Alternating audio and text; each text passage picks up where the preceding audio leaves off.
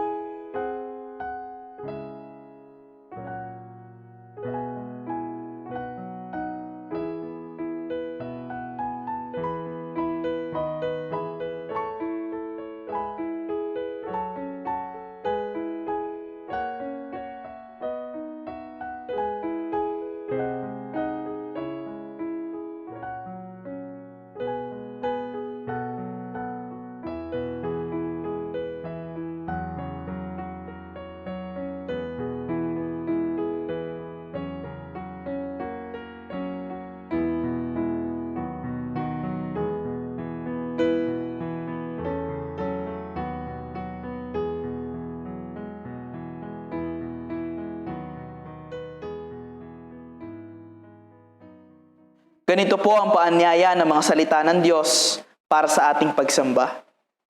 Purihin natin si Yahweh, awitan ng bagong awit. Purihin natin si Yahweh, lahat ng nasa daigdig. Awitan natin si Yahweh, ngalan niya ay sambahin. Araw-araw ang ginawang pagliligtas ay banggitin. Tayo na lumapit kay Yahweh na Diyos. Siya ay awitan, ang batong ublihan, ating handog,an masayang awitan. Tayo pong lahat. O si Yahweh ay ating Diyos. Ito'y dapat na malaman. Tayo'y kanyang lahat. Tayong lahat na nilalang. Lahat tayo'y bayan niya, kabilang sa kanyang kawan. Tayo pong lahat ay yumuko at sumandali sa panalangin. Panginoon, salamat po muli sa umagang ito na kami iyong pinahintulutan na makapanambahan sa iyong banal na harapan. Salamat sapagkat sa kabila ng aming mga limitasyon na nararanasan sa oras na ito, ay kami hindi mo pinapabayaan at pinagkakalooban mo pa rin ng karunungan upang kami ay makapagpuri pa rin sa iyong banal na pangalan. Nawa ay patuloy kaming samahan ng iyong banal na Espiritu upang magkaroon ng kaayusan ng gawaing ito. Gayun din naman, Ama, ay patuloy na madama namin ang kabanalan ng gawaing ito at patuloy na panabikin mo ang aming puso na makibahagi sa iyong banal na gawain. Purihin ka, Ama, sa umagang ito, sa pangalan ng iyong anak na si Jesus. Amen. Isang pinagpalang umaga po, mga kapatid. Tayo pong lahat ay sama-sama pumawit, magpuri sa ating Panginoon. Gamitin po natin ang ating mga kamay, ang ating mga labi sa pagpupuri sa Kanya sa umagang ito. Yes, Lord. Hallelujah, Jesus. Standing here in your presence, thinking of the good things you have done. Waiting here patiently, just to hear the still small voice again. Holy, righteous, faithful to the end. Savior, Healer, Redeemer, and friend, I will worship you for who you are. I will worship you for who you are. I will worship you for who you are. Jesus, I will worship. Yes, Lord. Hallelujah, Jesus. Pinupuri ka namin, Panginoon, at nagsasalamatan. Standing here in your presence, thinking of the good things you have done. Waiting here patiently, just to hear the still small voice again. Holy,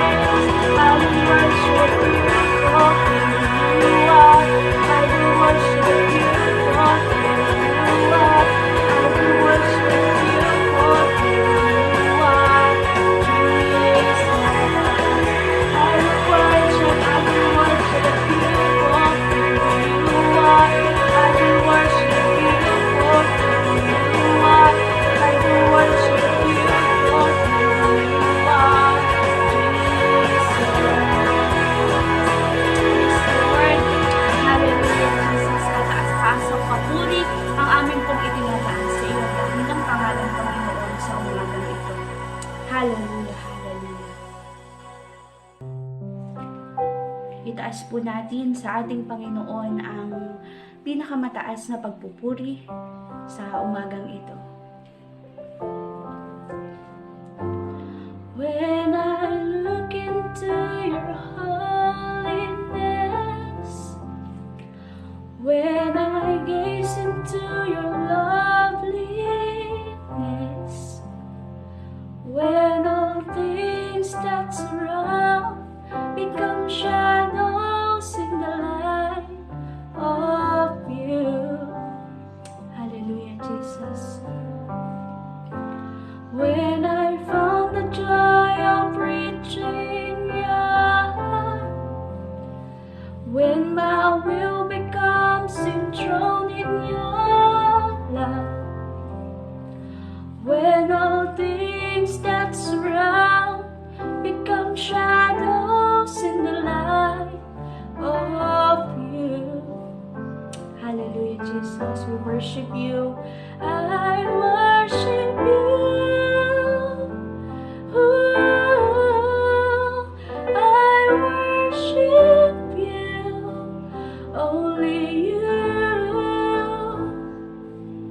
The reason I live is to worship you. Only you. I worship you. Sige po, ating awitin.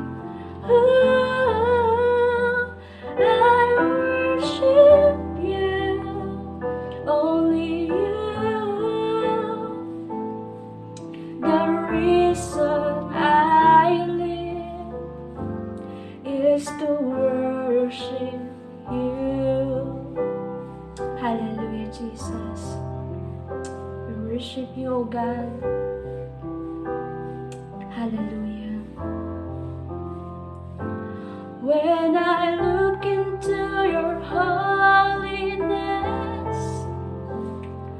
when I gaze into your loveliness, when all things that surround become shadows in the light of you. Yes, Lord. When I found the joy of reaching your heart, when my will becomes enthroned in your love, when all things that surround become shadows in the light of you. Awitin po natin sa ating Panginoon. I worship you. I worship you. Only you. The reason I live is to worship you. Only you. I worship you. Ooh, I worship you. Only you. The reason I live is to worship you. Yes, Lord. Hallelujah. The reason I live is to worship you. Hallelujah, Jesus. Amin pong itinataas ang lahat ng papuri, ang aming mga pasasalamat, ang lahat ng aming inawit, Panginoon, sa tanging pangalan ni Jesus. Sa iyong pangalan, Panginoon. Sa tanging pangalan ni Jesus. Amen. Atin pong sama-samang ipahayag ang pangitain ng UECC. Ang UECC ay isang iglesyang may malalim na kapahayagan ng pananampalatayang nakabatay sa banal na kasulatan. Aktibong nakikibahagi sa dakilang atas na ipinagkatiwala ng Panginoong Hesukristo at nagpapanumbalik ng sanglilikha sa Diyos hanggang sa kanyang muling pagdating. Ito po ang nakalagay sa mga salita ng Diyos para sa ating pagkukumpisal. Aking iahayag ang kasalanan ko, mga kasalanang sa akin gumugulo. Tayo pong lahat ay magkaroon ng sandaling pananalangin at pagkukumpisal.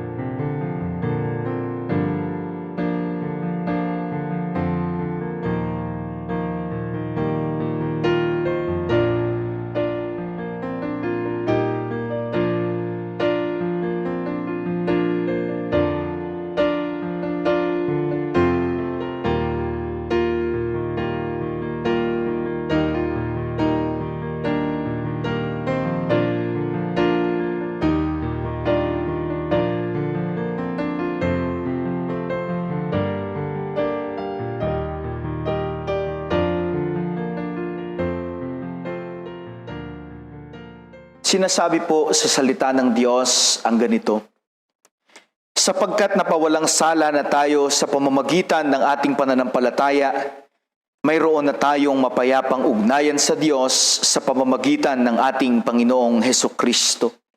Tapat ang Diyos na nangako sa atin sa pamamagitan ng mga salitang ito, na kahit batid niya ang ating mga pagkakasala at kahinaan sa araw-araw, bukas ang pintuan upang tayo'y patuloy na makalapit sa Kanya sa pamamagitan ng ating Panginoong Hesukristo at sa ating kapakumbabaan at sa ating pag-amin ng ating mga kasalanan ay tiyak na makatatanggap tayo ng kapatawarang nagmumula sa Kanya. Kung sino man kung gayon ang lumapit sa ating Diyos sa oras na ito at humingi ng tawad ay makakaasang tatanggap nito.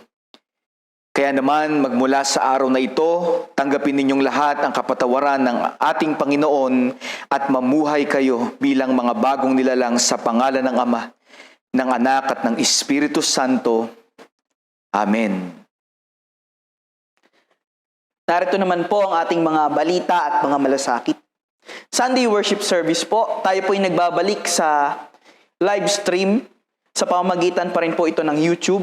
At ito pong gawain natin ay nagsisimula pa rin ng 8:00 ng umaga at wala na po tayong gawain ng pananambahan sa hapon. Ito po ay bilang paraan natin na pagsunod sa mga protocols na ibinaba sa atin ng ating local government. Gayun din naman po ang ating prayer meeting. Ito pa rin po ay tuwing Miyerkules sa oras na 5:30 p.m. Magpapatuloy pa rin po ang ating Dawn Watch Prayer tuwing 4:00 na madaling araw. Kung tayo po ay may mga prayer request, ipagbigay alam po natin ito sa ating mga elders sa pangunguna ni Elder Lindel sa pamamagitan po ng messenger o kaya naman po sa pagte-text. At patuloy po na iniimbitahan ng bawat isa na makibahagi sa mga gawain ng pananalangin sa mga panahong ito. Gayun din naman po, ang ating Kids Bible Study ay nagpapatuloy tuwing linggo, 10:30 a.m. po, through Facebook, private group, at ngayon din naman po sa ating YouTube channel. Binabati rin po natin ang mga magdiriwang ng kanilang karawan sa linggong ito. Sa August 8, si kapatid na Riza May Gloriani. Sa August 10, si kapatid na CJ Dinglasan. Sa 11 po ay si Pastoren Reparip. Sa 13 naman po ay si kapatid na Crystal Jane Dinglasan. Binabati din po natin ang mga nagdiriwang ng anibersaryo ng kasal sa linggong ito. Sa 10 po, si kapatid na Jesus at Merly Dinglasan. At sa 40 naman po ay si kapatid na John at Mary Jane Aliligay. Tayo pong lahat ay manalangin. Dakilang Diyos na may likha ng langit at lupa, at Diyos na makapangyarihan. Kami po bilang iyong iglesia ay lumalapit sa iyo sa mga oras na ito, sapagkat ikaw po ang tanging pag-asa at makakatulong sa amin. Nagpapasalamat kami sa iyo pong pag-ibig at katapatan na sa kabilang sitwasyong aming kinakaharap, patuloy niyo po kami iningatan at ginagabayan. Kami ay may buhay at lakas na nanggagaling sa iyo. Maraming salamat po sa pagkakataong ito na kami ay nakakapanambahan, bagaman sa kapamaran ng virtual dahil sa kasalukuyang sitwasyon. Umaasa po kami ng banal mong Espiritu ang malalang kumilos sa aming kalagitnaan, at ang presensya niyo po ang patuloy naming maranasan. Patuloy na mangusap sa aming mga puso ang banal pong salita na dadalhin ng iyong pong mensahero sa umagang ito. Aming Diyos, itinataas po namin sa iyo ang iyong iglesia ng UECC, maging ang ECCP Osorio. Ikaw po ang siyang manguna sa iyo pong iglesia at magbigay lagi ng direksyon sa mga narapat gawin sa ganitong kapanahunan. Bigyan niyo po ng karunungan at proteksyonan ang iyo pong mga anak. Tulungan niyo po kami na maging malakas spiritually at magkaroon lagi ng katatagan at maayos na pakikipag-unayan po sa iyo. Pagpalain niyo po at lagi ingatan ang buhay ng aming mga pastors, mga leaders at iba pang manggagawa, gayon din po ang kanilang buong pamilya. Salamat din po sa iyong pagsama sa mga gawain ng iglesia. Tulungan niyo po kami na makapagpatuloy at maging masigasig lalo na sa mga pananalangin. At sa mga gawaing online, magkaroon po nawa ng pagnanasa ang bawat isa na laging makibahagi sa iyo pong mga banal na gawain. Tulungan niyo po kami magkaisa at maging tapat sa iyo. Ikaw din po ang Diyos na nakakita ng kalagayan ng iyong pong mga anak. Sa mga kapatid naming nakakaranas ng panghina espiritual sa kasalukuyan, tulungan niyo po naman numbalik ang kasiglahang espiritual at kasiglahang makipag-ugnayan sa iyo. Sapagkat kung kami ay hiwalay sa iyo ay wala po kaming magagawa. Tulungan niyo kami na lagi nang makita ang dakilang pag-ibig niyo po sa amin. At sa mga oras din pong ito, sa mga kapatid naming may mga kabigatan sa buhay, sa mga kapatid naming may mga karamdaman sa oras na ito, Amang banal, ikaw po ay Diyos na punong-puno ng kahabagan. Dalangin po namin na katagpuin niyo po ang kanilang mga pangangailangan. Ikaw din po ang dakilang manggagamot na may-ari ng aming mga buhay. Tulungan niyo po sila na magkaroon ng kagalingan at kalakasan upang malampasan ang kanilang mga nararanasan. Mangusap ka po sa kanilang mga puso at tulungan sila na lumapit lagi sa iyo. At ikaw po ang tanging magbibigay ng karunungan, kalakasan, kapayapaan at kapahingahan sa sino mang buong pusong lumalapit sa iyo. Ikaw din po ang tutulong upang magkaroon ng kagalingan ang may mga karamdaman. Dalangin din po namin na patuloy niyo pong pagkalooban ng kagalingan ang may mga COVID sa aming lugar, maging sa aming bayan. Tulungan niyo po na hindi na makahawa pa sa kanilang pamilya at sa proseso ang kanila pong pinagdadaanan. Sa mga naka-quarantine, patuloy niyo po silang kalingain at tulungan na maging maayos po ang kanilang kalagayan at kalusugan, maging ang resulta ng kanilang mga swab test. Patuloy niyo po silang bigyan ng malakas na pangangatawan at resistensya. Dalangin din po namin ang lahat ng frontliners at health workers na patuloy niyo naglilingkod sa panahong ito. Patuloy din po silang ingatan at gabayan. Maraming salamat po sa kanilang mga buhay. Maraming salamat po maging sa buhay ng aming mga kapatid na Shemea at Jethro Antonio na nagdiwang ng kanilang kaarawan.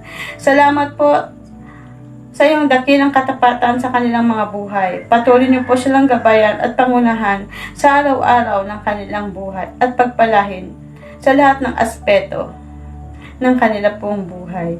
Gawin din po ang aming mga kapatid na Rizame Gloriani, si Juding Lasan, Pastorin Reparip at Crystal Jen Dinglasan na magdiriwaliwang ng kanilang kaarawan. Patuloy niyo po silang pangunahan at pagkalooban lagi ng kalakasan ng katawan, gabayan at ingatan. Ipagkaloob niyo po nawa ang kahilingan ng kanilang mga puso. At laging maranasan po nila ang iyong presensya at magbigay lagi ng kaluguran sa iyo ang kanila pong mga buhay. Maraming salamat din po sa buhay ng mga kapatid na Jessie at Mary Dinglasan, John at Mary Jane Aliligay na magdiriwang ng anibersaryo ng kanilang kasal. Patuloy niyo pong patatagin at pagpalain ang kanilang pagsasama. Dinadalangin din po namin ang mga kapatid na nasa ibang bansa. Gawin din po ang mga malalayo naming mahal sa buhay. Ikaw po ang laging magpalakas at mag-ingat sa kanila pong mga pagtatrabaho. Maranasan po nila lagi ang iyong proteksyon at tulungan niyo po sila na maging matatag sa bawat araw at magkaroon lagi ng kalakasang espiritual. Itinataas din po namin sa iyo ang kalagayan ng aming bansa sa patuloy na pagkikibaka sa COVID at sa maraming problema pang kinakaharap. Ikaw na lamang po ang makakatulong sa amin. Aming Diyos, tulungan niyo po kami na magkaroon ng pusong tunay nagsusumamo sa iyo. Tulungan niyo po ng bawat mamamayan na sa mga nangyayari at tunay na magpakumbaba sa iyo at pagsisihan ang aming pong mga kasalanan. Gayon din po ang patuloy na pagsunod sa mga protokol na pinapatupad ng pamahalaan, na kami po ay makasunod at magkaroon po ng iba yung pag-iingat sa amin pong mga buhay. Ikaw din po, Diyos, ang makakatulong sa amin upang masugpo ang COVID-19 at Delta variant na nag-i-infect ng maraming tao. Ikaw po ang siyang magpala sa lahat ng namumuno at magkaroon sila ng tamang mga pagdedesisyon at direksyon sa kanilang mga ipinapatupad para sa kaligtasan ng lahat. Pagkalooban niyo po sila ng karunungan, lalo po ang aming Pangulo. Magkaroon nawa ng katapatan ang mga naglilingkod sa pamahalaan at masugpo ang korupsyon na nangyayari sa aming bansa. Maraming salamat po sa patuloy ng pakikinig sa aming panalangin sa ngalan ng Ama, Anak, Espiritu Santo. Amen.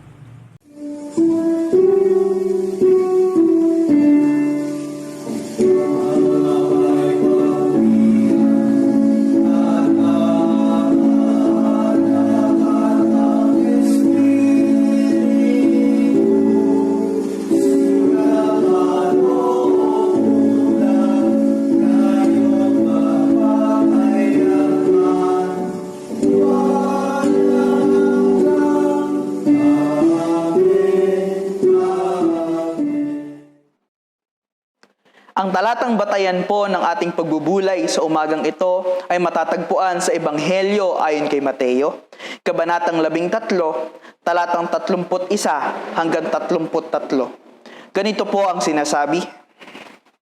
Sa pagpapatuloy, isa pang talinhaga ang isinalaysay ni Jesus sa kanila.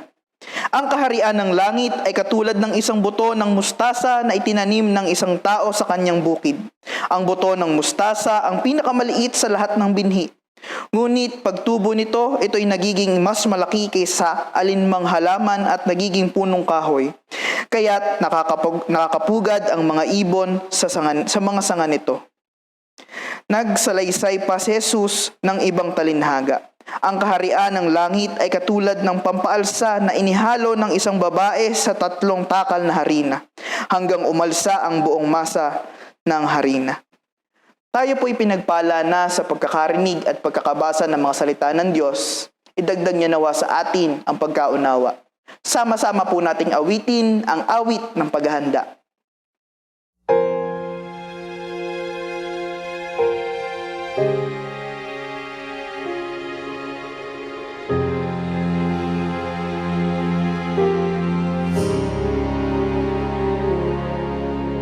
Speak, O Lord, as we come to you to receive the food of your holy word.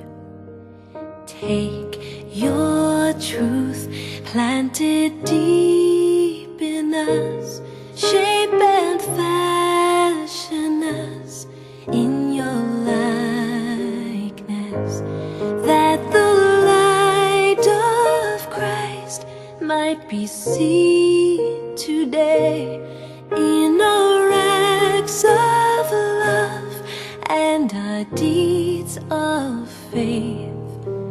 Speak, O Lord, and fulfill in us all your purposes for your glory.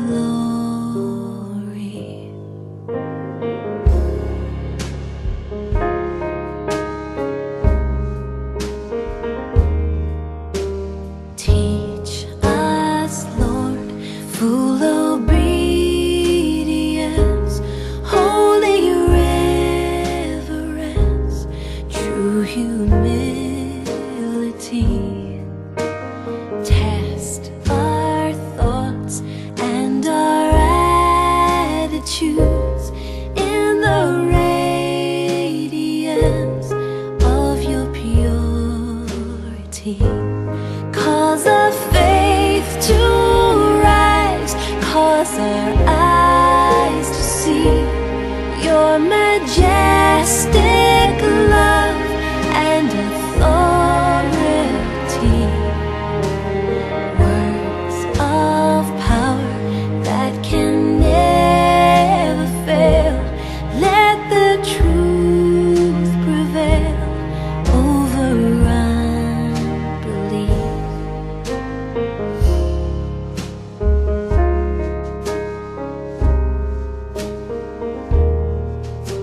Speak, O Lord, and renew our minds.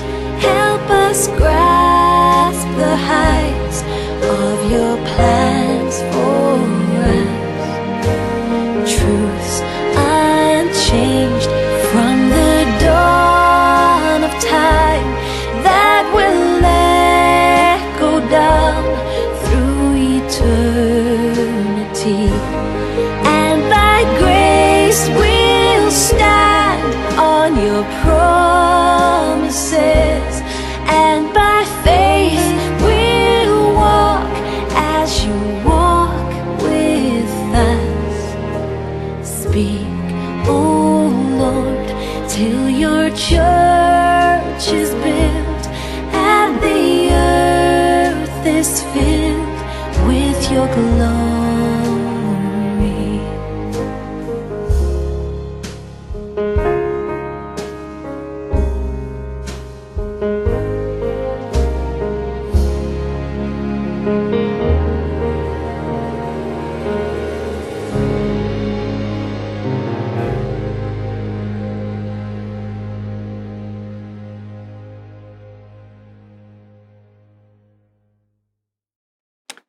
Tayo po'y saglit na manalangin.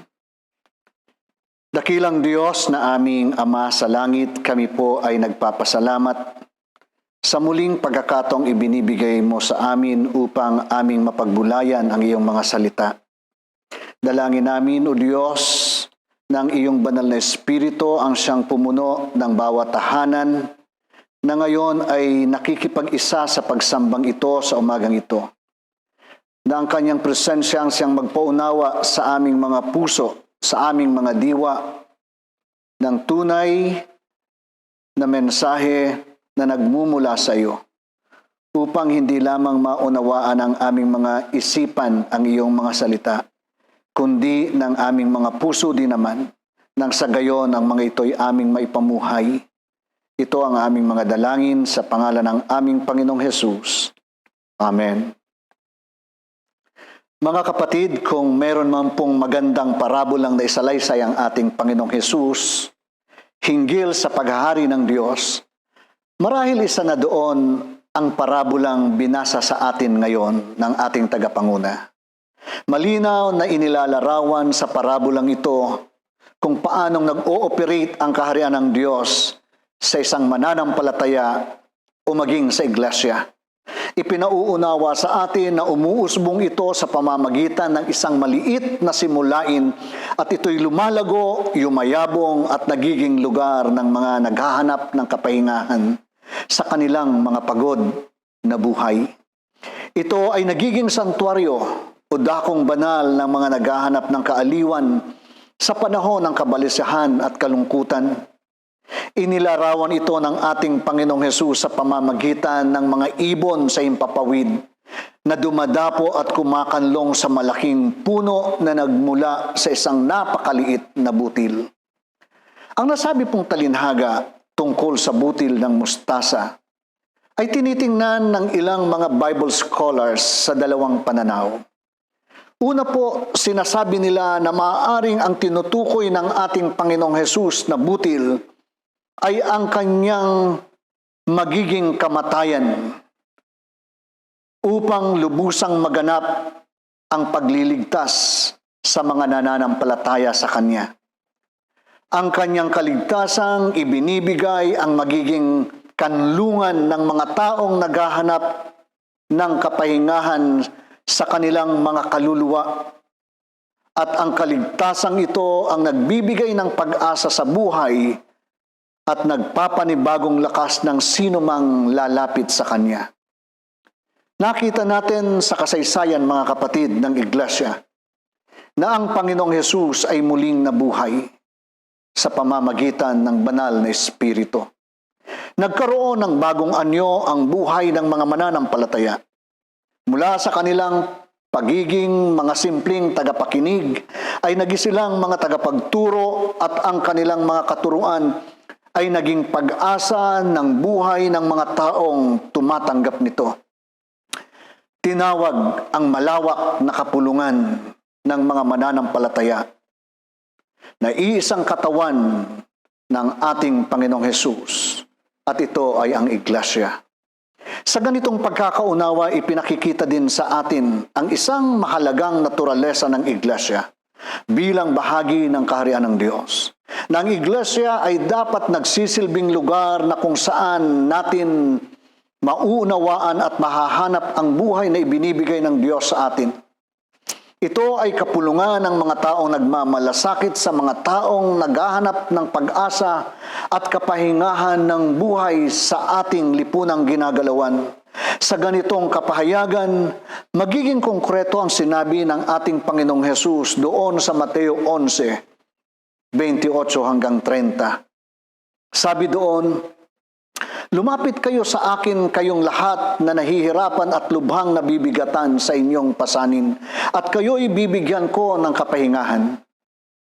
Pasanin ninyo ang aking pamatok at matuto kayo sa akin, sapagkat ako'y maamo at may mababang loob. Makakatagpo kayo sa akin ng kapahingahan, sapagkat madaling dalhin ang aking pamatok at magaan ang pasaning ibibigay ko sa inyo." Makikita po natin na tayo, sa bawat isa sa ating pinaghaharian ng Diyos, nararapat na maging natural na kapahayagan ng ating buhay ang pagkalinga at pagbibigay ng pag-asa sa ating kapwa. Bagamat tayo ay may mga pagkakataon, mga kapatid, na dumadaan din sa mga pagsubok at mga hamon ng buhay, lalo na sa panahong ito. Ngunit hindi natin pwedeng talikuran ang katotohanan na dapat tayo ang siyang manggagamot doon sa mga taong naghahanap ng lakas ng pag-asa ng buhay. Kung gayon, hindi dapat natin maging pag-uugali ang lagi na lang naghahanap tayo na tayo ang kinakanlong at inaalagaan, inuunawa at inaalo-alo lagi, at hinahabol dahil tayo ay nagtatampo. Mga kapatid, dapat maging kultura natin bilang isang mananampalataya na tayo ay naghahangad na maging daluyan ng lakas at pag-asa ng ating kapwa. Isa pa rin katotohanan na dapat nating maunawaan ay ito. Maging kultura natin ang palagiang pagpapalakas sa isa't isa sa ating mga mananampalataya, sapagkat hindi natin maiiwasan na darating at darating sa atin ang mga pagsubok na maaaring magpahina sa atin. Dapat tayong magsilbing daluyan din ng pagpapala ng Diyos para sa ating mga kapatid sa pananampalataya na naghahanap ng kalakasan sa panahon ng kanilang mga pagsubok ng buhay. Katulad nga po, mga kapatid, ng sinasabi sa Galacia 6:2, magtulungan kayo sa pagbuhat ng pasanin ng bawat isa. Sa gayon paraan ay matutupad ninyo ang kautusan ni Kristo. Alam niyo po, mga kapatid, may nabasa po akong isang kwento ng totoong pangyayari sa panahon ng Holocaust. Ito ay yung panahon na ninais ni Hitler na patayin lahat ng mga Hudyo na nakatira sa Germany. Ayon po sa kwento ng isang pro-life activist na si Penny Lea, pagkatapos daw po ng kanyang speech, may lumapit sa kanyang isang matandang lalaki na humahagulhol. Umiiyak ito ng matindi at sinabi nito sa kanya na tumira siya sa panahon ng Nazis Holocaust doon sa Germany. Ayon sa kanyang kwento, lahat ng kanyang mga kababayan ay alam ang kwento tungkol sa sinapit ng mga Hudyo sa panahon na yon.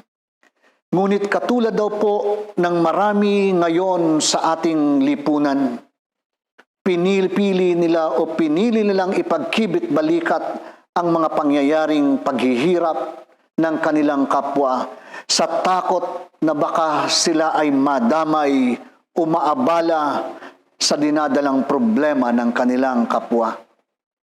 Naalala po ng matandang ito ang isang riles ng tren sa likod lamang ng kanilang simbahan noong bata pa siya.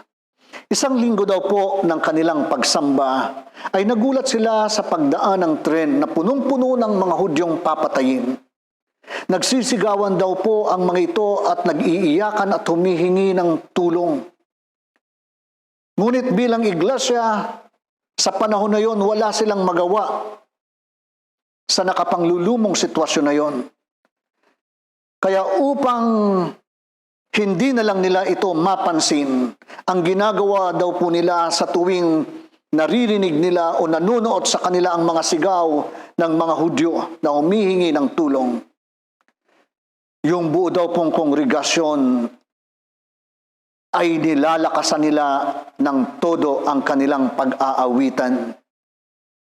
Sa gayong paraan daw, tuwing dumadaan yung tren na puno ng nagmamakaawang Hudyong papatayin, ay hindi nila ito naririnig gaano. At kung naririnig man nila, higit pa nilang nilalakasan ang kanilang mga tinig upang makalampas sa kanila yung tren na yon na hindi nila napupuna. Lumipas daw po ang panahon na wala nang gaanong nagsasalita sa kanila tungkol sa bagay na yon. Ngunit sabi ng matanda, bagamat hindi nila pinag-uusapan yung pangyayaring yon, sa paglipas ng panahon, sa pagkalipas ng Holocaust, nanatili sa kanyang tenga ang tunog ng tren at mga hiyaw ng mga Hudyong nagmamakaawa para sa kanilang buhay. Idinagdag pa ng matandang ito ang ganito. Sabi niya, naway patawarin kami ng Diyos. Kami na mga tinatawag o tumatawag sa aming sarili ng mga Kristiyano. Ngunit wala man lang kaming ginawa sa kanilang kalagayan. Ipinaunawa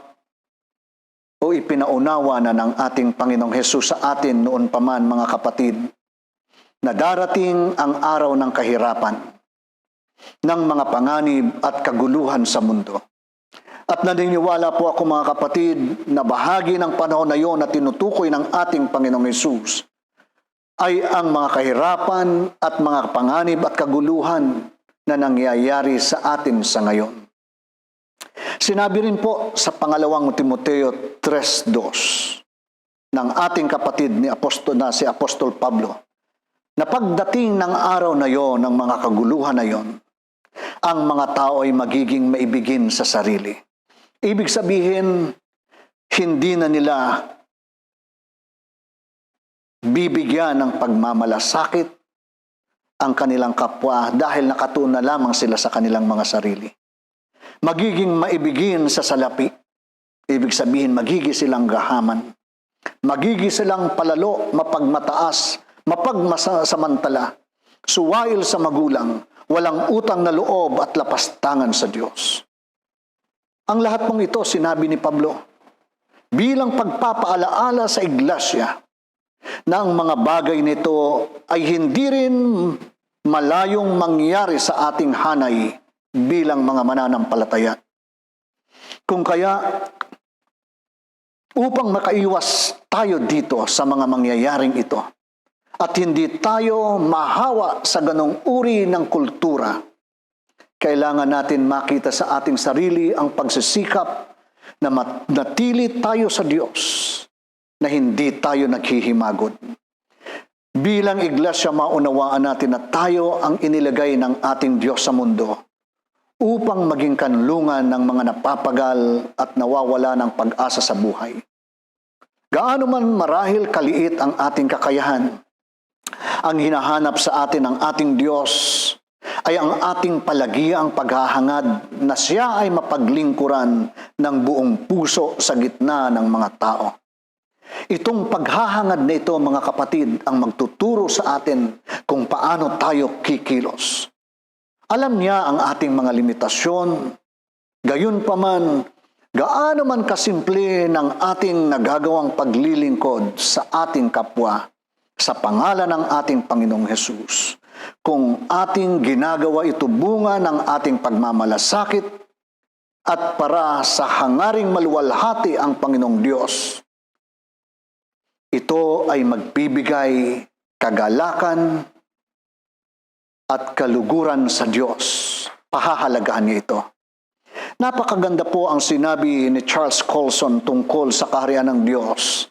Sinabi niya po ang ganito, "It is not what we do that matters, but what a sovereign God chooses to do through us. God doesn't want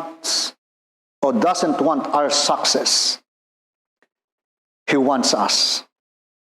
He doesn't demand our achievements. He demands our obedience. The kingdom of God is a kingdom of paradox, where through the ugly defeat of a cross, a holy God is utterly glorified. Victory comes through defeat, healings through brokenness, finding self through losing self." Naiintindihan natin na hindi kaya ng ating iglesia na gumawa ng mga phenomenal na mga gawain na hahangaan ng mundo. Hindi natin kayang magpakain sa mga nangangailangan sa araw-araw. O kaya naman hindi natin kaya na ihanap ng katarungan ang mga nabibiktima ngayon ng mga kasamaan. Hindi natin kaya na gumamot ng mga COVID victims. Ngunit mga kapatid, kailanman hindi kaliligtaan ng Diyos na pahalagahan ang pagsisikap ng ating iglesia na mapangalagaan sa abot ng kanyang makakaya ang mga kaluluwa na ating pinagmamalasakitan sa araw-araw. Nakikita ng Diyos ang pagpupunyagi ng bawat kapatid na maging instrumento sa paglapit sa Diyos ng mga taong mayroong mga dalahin sa buhay, gaya ng pagdala sa kanila sa pananalangin, sa pamamagitan ng ginagawa nating cell group. Ang mga simpleng bagay na ito, mga kapatid, kung ito ay bunga ng pagsisikap na magawa ang kalooban ng Diyos, tiyak na papahalagahan, kalulugdan ang mga ito ng Diyos, sapagkat tayo sa munti nating makakayanan ay nagiging kanlungan ng mga kaluluwang naghahanap ng kaligtasan. Alam niyo mga kapatid, sa tuwing nakikita ko ang pagsusumikap ng ating mga cell leaders na magampanan ang kanilang ministeryo o ang pinagkatiwala sa kanilang ministeryo, hindi ko mapigilang magpuri at magpasalamat sa Diyos. Sa tuwing nakikita ko ang mga kapatid na nagsisikap na makiisa sa gawain ito, hindi ko mapigil magpuri at magpasalamat sa Diyos. Sapagkat dahil sa inyong mga pagtugon, nakakatiyak tayo na magbubunga ito sa hinaharap ng ikatatatag ng mas marami pang kaluluwa dahil tayo ay gagamitin ng Diyos sa kapakanan at sa kaliligtas ng marami pang nawawala sa ating lipunan, sa mga taong naghahangad ng kaligtasan. Ang ikalawa, mga kapatid, na sinasabi ng mga scholars ay ito, na ang butil daw po ng mustasa ay inihahambing din sa salita ng Diyos, na kapag ito ay natanim sa puso natin, makikita sa ating buhay at pamumuhay ang diwa ng kanyang mga salita, na kapag ito'y tumubo sa atin, magiging natural na kapahayagan ng ating buhay ang salita ng Diyos.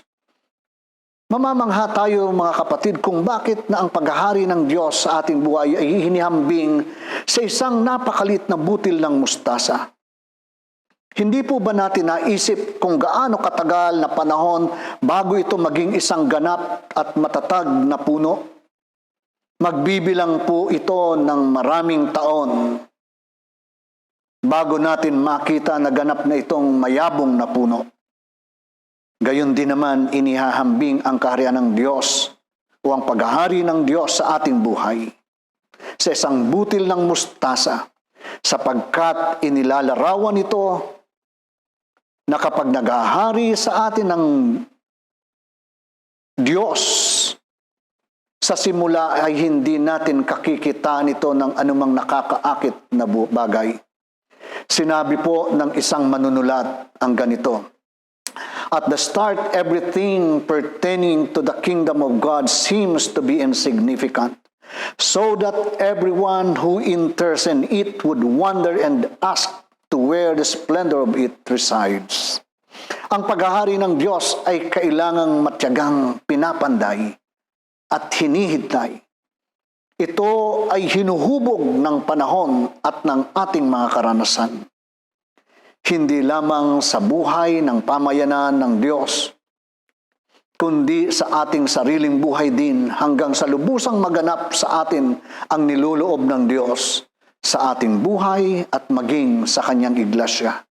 Kailangan natin kung gayon mga kapatid ang ibayong pagtatyaga upang ganap nating maunawaan at makita ang kaganapan ng paghahari ng Diyos sa ating mga buhay. At lagi po nating tatandaan na nagaganap ang paghahari hindi sa pamamaraang ginugusto natin, kundi sa kaparaanang ginusto ng may-ari ng kaharian. Isa pang mahalagang paghahambing ng kaharian ng Diyos ay ang paggamit ng Panginoong Hesus ng talinhaga ng libadura. Katulad ng isang libadura na kapag inilagay natin sa masa, ay aalsa ito at magiging buong masa. Ganito daw ang paghahari ng Diyos, na siyang humuhugis sa ating buhay. Binabago nito ang lahat ng bahagi ng ating pagkatao hanggang sa tuluyan ang lumang tayo ay mawala at ang makita ay ang bagong anyo sa ating buhay. Gayunpaman kailangan ang pangpaalsa ay hindi magiging isang epektibong bagay hanggat hindi ito inihahalo ng maigi sa arena upang gawing tinapay. Mga kapatid, tayo ay katulad ng isang masa ng harina na nilagyan ng Diyos ng pampaalsa. Ito ay ang kanyang mga salita ng buhay. Ito ang kanyang paghahari sa atin. Maaring marami tayong mga karanasan na masasakit, na nakapanghihina sa ating buhay. Maaring dumating sa ating buhay na parang ayaw na nating tumuloy. Maaring may mga pagkakataon na tayo ay gusto nang kumawala dahil hindi na natin makita ang kahulugan ng mga aral at ng ating mga ginagawa. Minsan marahil ay nagtatanong na tayo kung tayo pa ba ay may kasama o nag-iisa na lang tayo. Kapatid, hayaan mong daanan ang lahat ng kahirapang iyon. Lahat ng ating karanasan sa buhay bilang mananampalataya. Pakatandaan natin na ang mga bagay na iyon ay isang proseso upang maganap sa atin ng lubusan ang paghahari ng Diyos. Maaring sa kasalukuyan ay hindi pa natin nakikita ang ganda ng kaharian ng Diyos. Pero maniwala ka kapatid, narito na ito sa ating buhay. Magtiyaga tayo ng patuloy at hindi magtatagal tatamasain natin ang kagandahan nito. Sasabihin natin isang araw, ang ganda ng ginagawa ng Diyos sa ating buhay. Sa ating kasalukuyang kalalagayan, na ngayon ay nasa panahon ulit tayo ng MECQ, hindi kaila sa bawat isa sa atin ang hamong ating kinakaharap. Gayunpaman, ang ating iglesia sa pamamagitan ng kanyang mga tagapamuno ay patuloy na nagsisikap sa paghubog sa atin upang lubusan natin maranasan kung ano ang paghahari ng Diyos, kung ano ang kagandahan ng paghahari ng Diyos sa ating buhay. Maaring sa ngayon mga kapatid, parang walang kahulugan ang lahat ng ito. Pero ganun pa man hindi nagbabago, na ginaganyak pa rin tayong makisa, makipagtiyaga, makipamatok sa lahat ng ipinag-aanyayang ministeryo sa atin, sapagkat doon lamang natin mauunawaan ang kagandahan ng paghahari ng Diyos. Doon lamang natin masasabi kung ano ang buhay na pinaghaharian ng Diyos. Magpapatuloy ang buhay natin. Nawang paghaharing sinasabi ng Diyos sa atin, maging karanasan natin, hindi lamang ng ating mga personal na buhay, kundi maging ng ating mga tahanan at ng kabuuan ng ating iglesia. Sa pangalan ng Ama, Anak at Espiritu Santo. Amen. Ganito po ang paanyaya ng mga salita ng Diyos para sa ating pagkakaloob. Parang pagpapautang kay Yahweh ang pagtulong sa mahirap, at pagdating ng panahon, si Yahweh ang magbabayad. Tayo pong lahat ay masayang magkaloob sa ating Panginoon.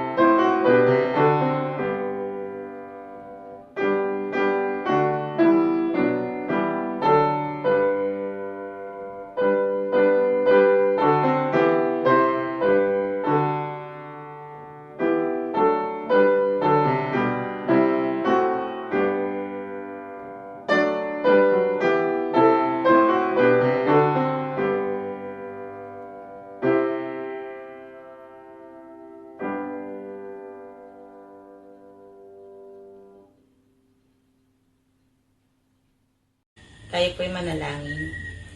Lord, maraming salamat po sa mga biyayang pinagkakaloob niyo sa amin.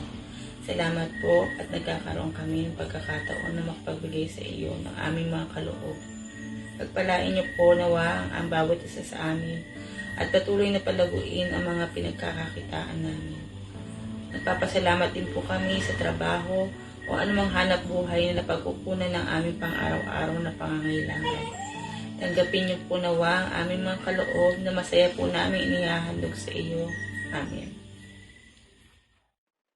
Atin pong awitin ang awit ng pagtatalaga.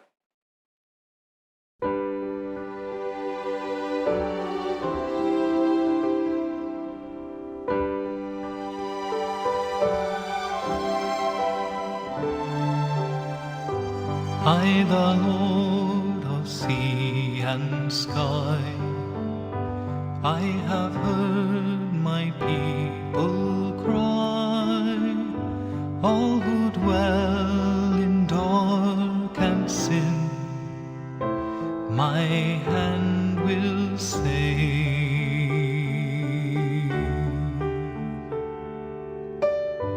I who made the stars of night, I will make their darkness bright.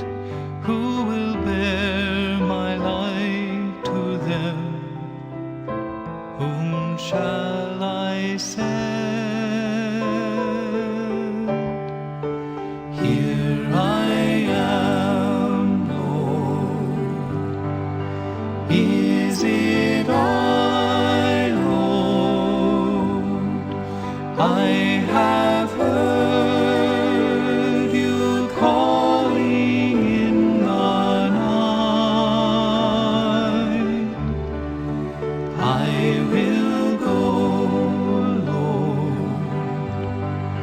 if you lead me. I will hold your people in my heart.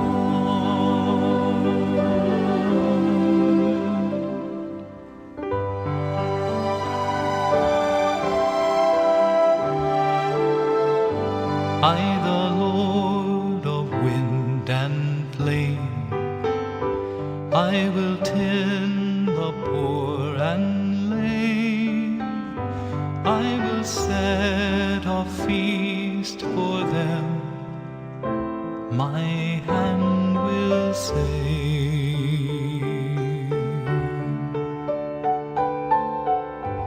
Finest bread I will provide, till their hearts be satisfied.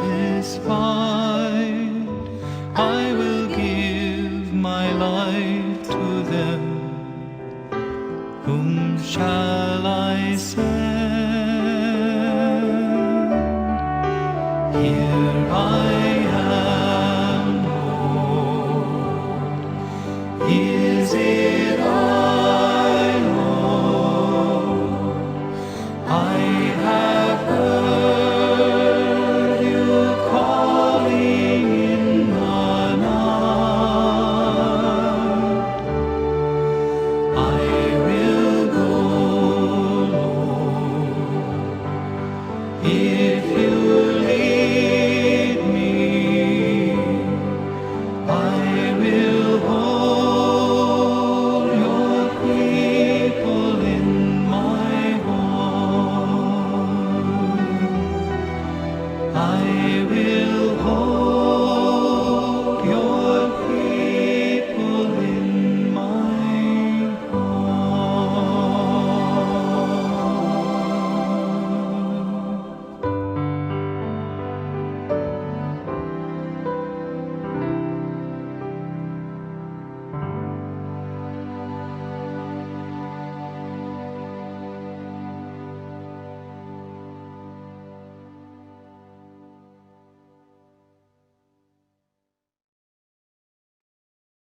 Ipagpasalamat po natin sa Diyos ang kanyang niloob na pagsamba ng iglesia sa umaga pong ito. Tayo pong lahat ay yumuko sa harapan ng Diyos at tayo po ay manalangin. Amin pong iniyuyuko ang aming ulo sa inyong harapan, dakilang Diyos, bilang tanda ng aming pagpapakumbaba at pagsuko sa iyong banal na harapan.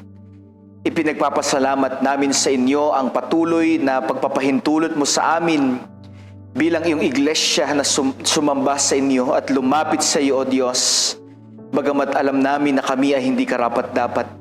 Salamat sa habag na patuloy mong ipinaparanas sa bawat isa sa amin, maging sa pagpapala ng buhay, gayon din naman sa iyong pag-iingat ng buhay na ito na iyong patuloy na ipinagkakaloob sa amin. Dalangin namin, O Diyos, na sa lahat ng aming ginawa sa oras na ito, sa aming mga pag-awit, sa aming mga pananalangin, sa pagbubulay namin ng iyong mga salita, lahat nawa ito, O Diyos, ay nagbigay sa iyo ng kapurihan at ng patuloy, O Diyos, na kaluwalhatian sa iyo pong dakilang pangalan. Idinadalangin namin na sa patnubay ng banal na Espiritu, hayaan mo po na ang iyong mga salita ay patuloy na tumimo sa aming mga puso. At kung ano, O Diyos, ang kalooban na ipinahayag mo sa amin sa umaga pong ito sa pamamagitan ng iyong mensahe, ito ay patuloy nawa namin na maisabuhay. Sa gayon, O Diyos, hindi ito mawala ng kabuluhan sa amin, bagkus ito'y magbunga, O Diyos, sa buhay po namin. Tulungan mo nga po, O Diyos, ang iyong iglesia na sa kasalukuyan na panahon at sitwasyon na meron po kami. Tunay nga na kami ay maging kanlungan na kagaya ng puno. Nang sa gayon kami maging instrumento ng pangangalaga ng mga tao, O Diyos, na nasisiphayo dahil po sa kasalukuyang sitwasyon na meron po kami.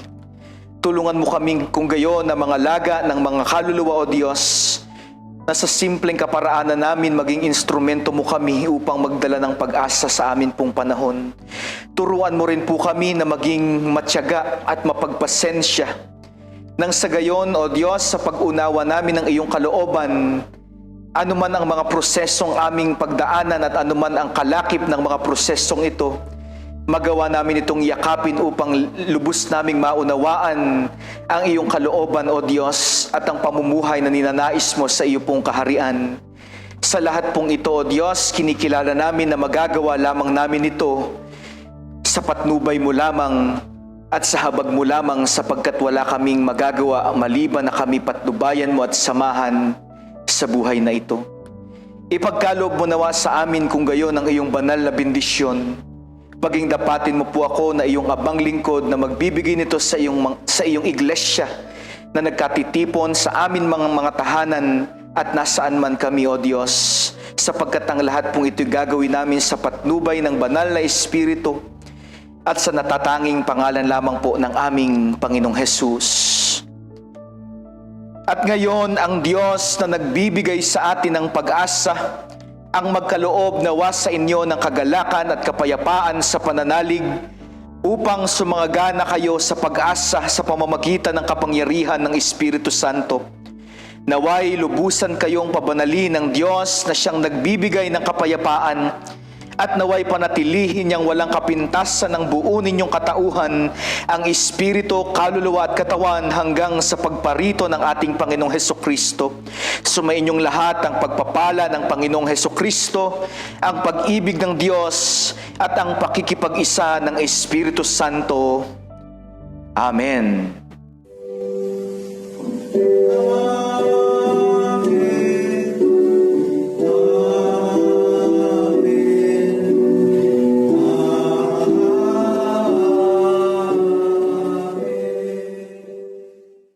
Magandang umaga po sa bawat isa sa atin, mga kapatid. Patuloy nawa tayong pagpalain ng Diyos.